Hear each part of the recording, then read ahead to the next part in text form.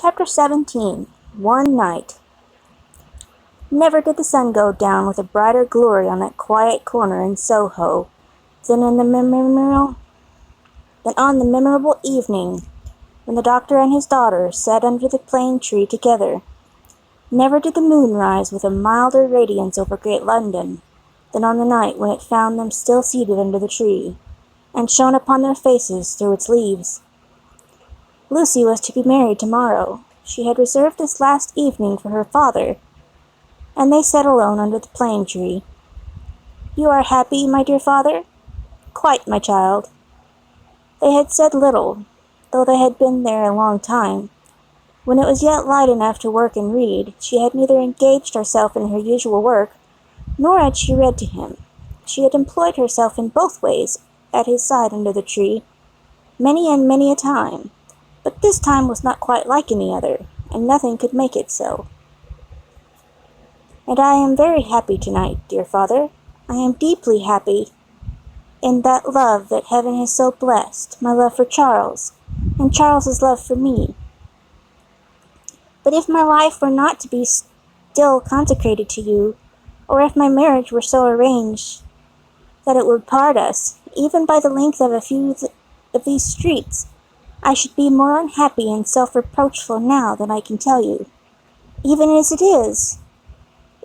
was, she could not command her voice. In the sad moonlight she clasped him by the neck and laid her face upon his breast. In the moonlight, which is always sad, as the light of the sun itself is, as the light called human life is, as its coming and its going.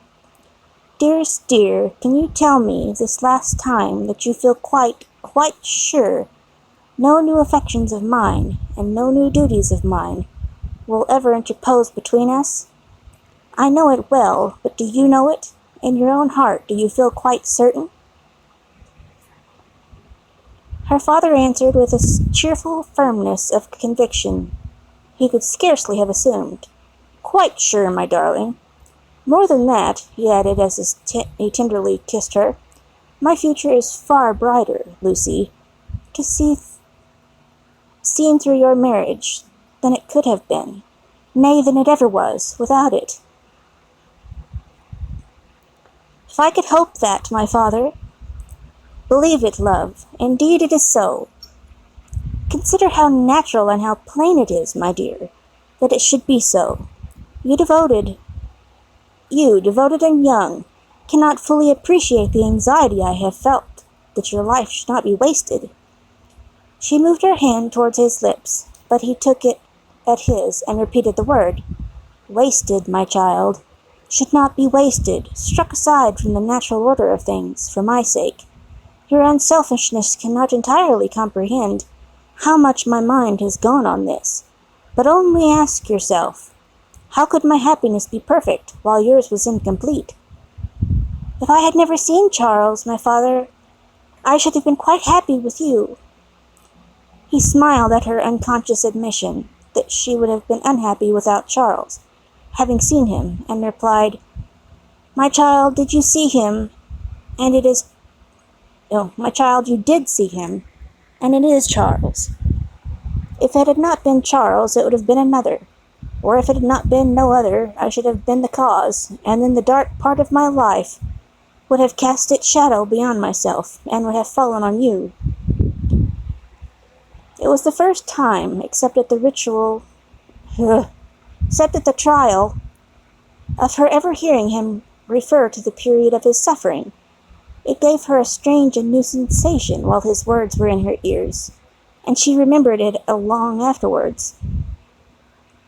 "See," said the doctor of Beauvais, raising his hands toward the moon, "I have looked at her from my prison window, when I could not bear her light. I have looked at her when it has been such torture to me to think of her shining upon what I had lost, that I have beaten my head against my prison walls. I have looked at her in a state so dull and lethargic that I had thought of nothing but the number of horizontal lines I could draw across her at the full, and the number of perpendicular lines with which I could intersect them," he added in his inward and pondering manner as he looked at the moon. "It was 20 either way, I remember, and the 20th was difficult to squeeze in." The strange thrill with which she heard him go back to that time deepened as he dwelt on it, but there was nothing to shock her in the manner of his reference.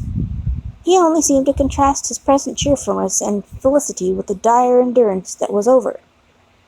I have looked at her, speculating thousands of times upon the unborn child from whom I have been rent, whether it was alive, whether it had been born alive, or the poor mother's shock had killed it, whether it was a son who would some day avenge his father. There was a time in my imprisonment when my desire for vengeance was unbearable.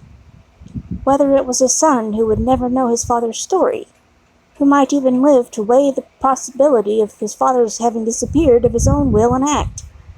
Whether it was a daughter who would grow to be a woman. She drew closer to him and kissed his cheek and his hand. I have pictured my daughter to myself as perfectly forgetful of me, rather altogether ignorant of me, and unconscious of me. I have cast up the years of her age, year after year. I have seen her married to a man who knew nothing of my fate.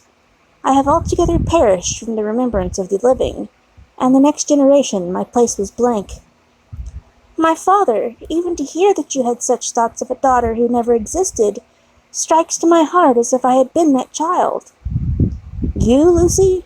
It is out of the consolation and restoration you have brought to me that these remembrances arise, and pass between us and the moon on this last night. What did I say just now? She knew nothing of you, she cared nothing of you, for you.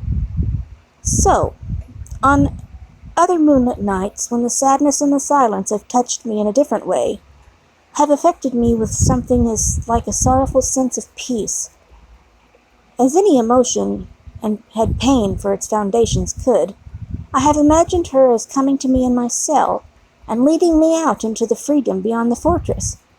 I have seen her image in the moonlight often, as I now see you, except that I never held her in my arms. It stood between the little grated window and the door. But you understand that it was not the child I am speaking of?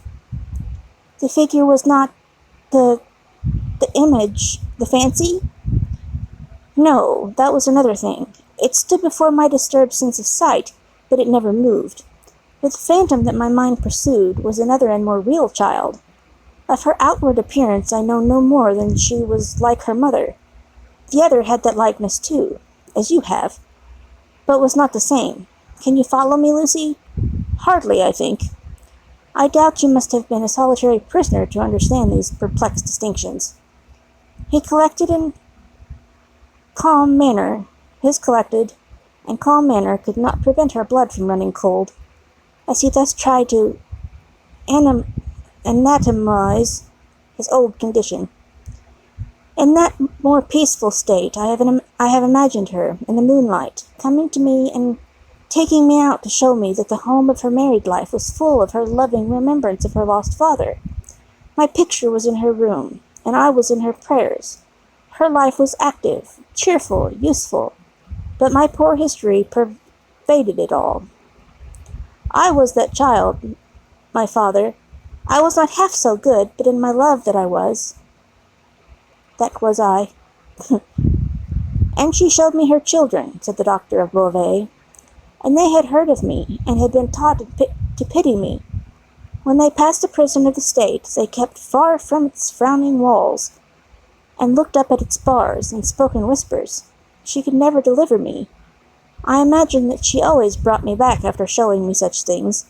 But then, blessed with the relief of tears, I fell upon my knees and blessed her. I am that child, I hope, my father. Oh, my dear, will you bless me as fervently tomorrow? Lucy, I recall these old troubles and the reason that I have tonight for loving you better than words can tell, and thanking God for my great happiness. My thoughts, when they were wildest, never rose near the happiness that I have known with you, and that we have before us. He embraced her solemnly, commended her to heaven, and humbly thanked heaven for having bestowed her on him. By and by they went into the house. There was no one bidden to the marriage but Mr. Lorry. There was even to be no bridesmaid but the gaunt Miss Pross. The marriage was to make no change in their place of residence, they had been able to extend it by taking to themselves the upper rooms formerly belonging to the apocryphal invisible lodger, and they desired nothing more. Dr. Manette was very cheerful at the little supper. There were only 3 at table, and Miss Pross made the 3rd. He regretted that Charles was not there, was more than half disposed to object to the loving little plot that kept him away, and drank to him affectionately. So the time came for him to bid Lucy good night, and they separated. But in the stillness of the 3rd hour of the morning, Lucy came downstairs again, and stole into his room, not free from unshaped fears beforehand. All things, however, were in their places. All was quiet, and he lay asleep, his white hair picturesque on the untroubled pillow, and his hands lie quiet on the coverlet. She put her needless candle in the shadow at a distance, crept up to his bed and put her lips to his, then leaned over him and looked at him. Into his handsome face the bitter waters of captivity had worn, but he covered up their tracks with a determination so strong that he held the mastery of them even in his sleep. A more remarkable face, in its quiet resolute and guarded struggle with an unseen assailant, was not to be beheld in all the wide dominions of sleep that night. She timidly laid her hand on his dear breast, and put up a prayer that she might be as true to him as her love aspired to be, and as his sorrows deserved. Then she withdrew her hand and kissed his lips once more, and went away. So the sunrise came, and the shadows of the leaves of the plane tree moved upon his face, as softly as her lips had moved in praying for him.